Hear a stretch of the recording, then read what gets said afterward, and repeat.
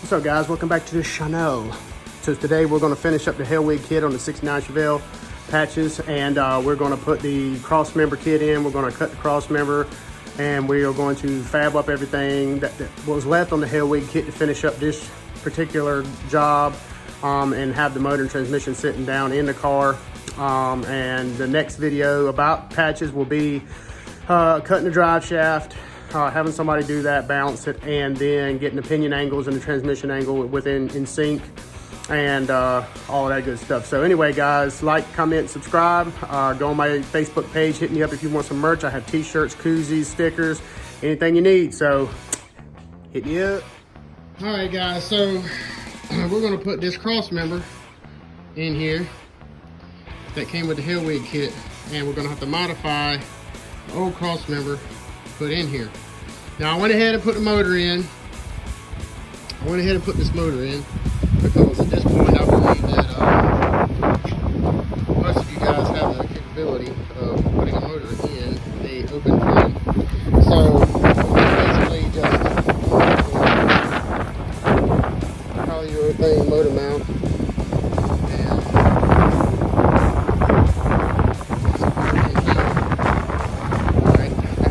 I got to put the polyurethane transmission mount in, and then I can start mocking up my frame here. But basically the motor's just sitting in the chassis right now. I've got this.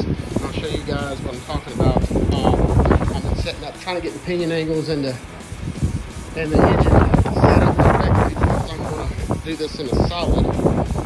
So basically, you got this right here. Your angle finder. All right. And so you've got the pinion, right? Alright. And you've got this bad boy, this is pinion yoke. Alright. That bad boy is showing -1. And how you know it's -1? Because if you kick this out, it's level, right? If you have to go in, that means you're going down, so it's -1 on the pinion, right?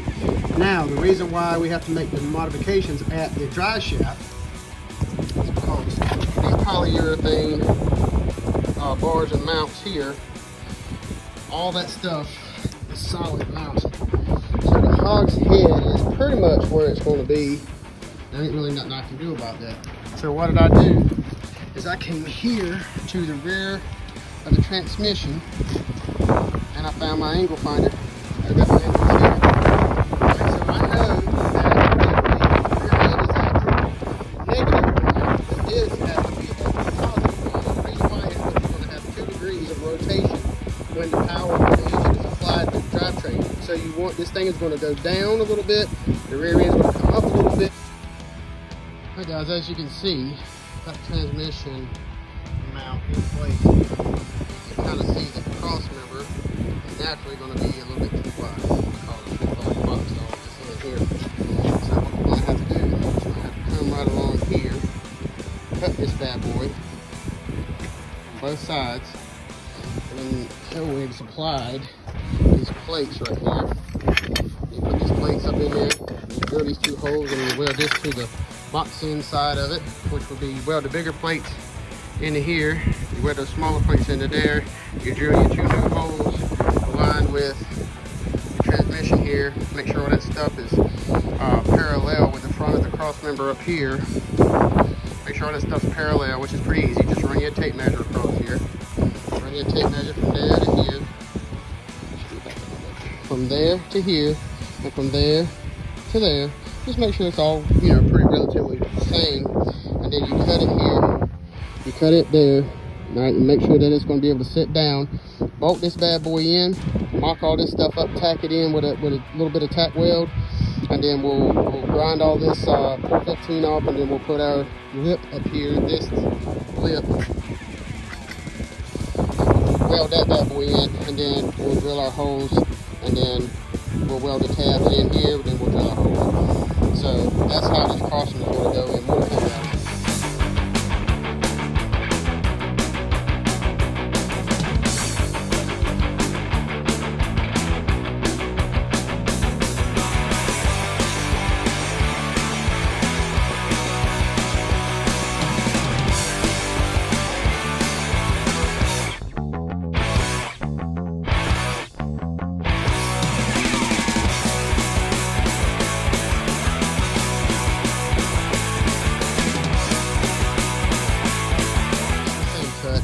see, I took this piece here.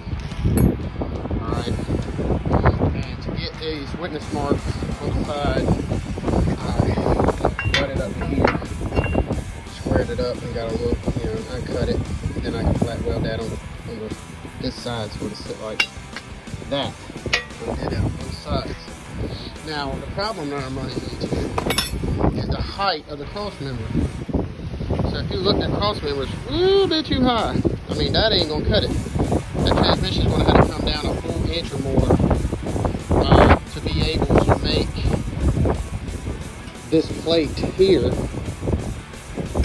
This plate here has to go across the side of the Hellwig kit, so it's got to be like this,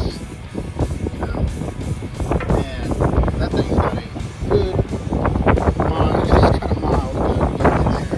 So what we're gonna have to do, guys, is we're gonna have to probably bring this transmission down, all right, and weld this thing in, get it where it needs to be as far as the geometry of the car and what I'm allowed to do as far as what I've got going on here.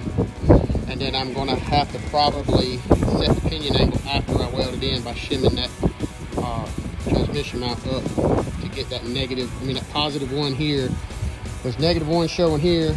I'm going to need a positive one there, so when this thing is torqued under load, the rear end is going to come up and this is going to go down, and then you'll have 0 from here to there, 0 from here to there. So we got to make sure that, but that has to happen. But on top of that, it's just that right there really kind of irks me. So I'm going to have to bring that down. That really kind of sucks, but it is what it is, guys.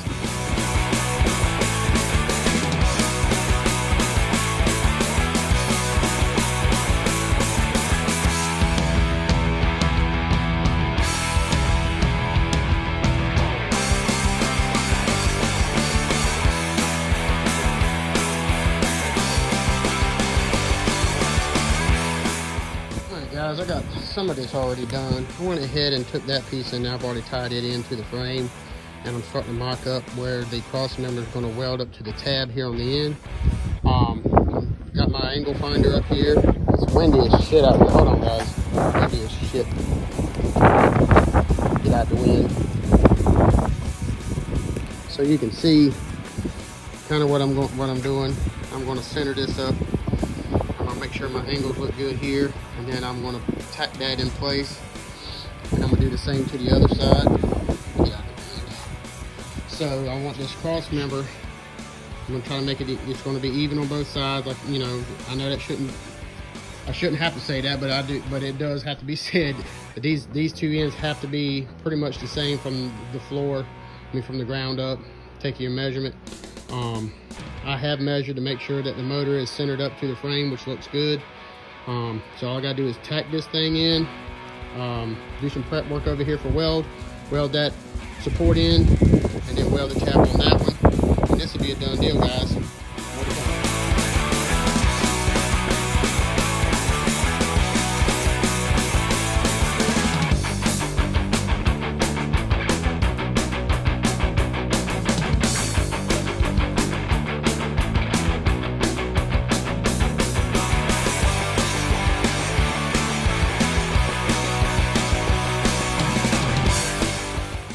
Alright guys, this job is done. I've got this burnt in. Got it over here.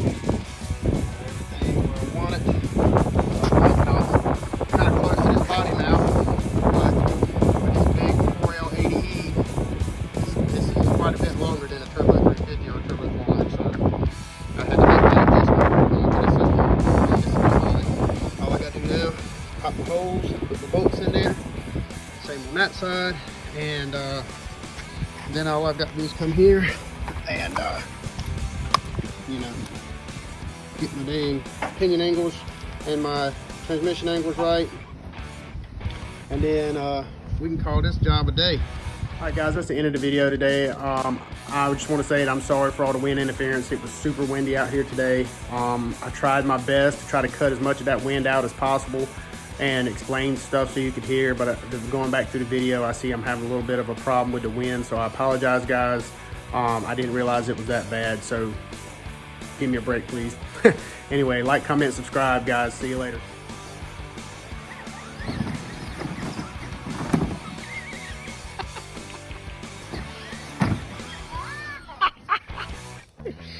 Boy, what are you doing? Put it in reverse. You're pretty stuck, ain't you, Bubba?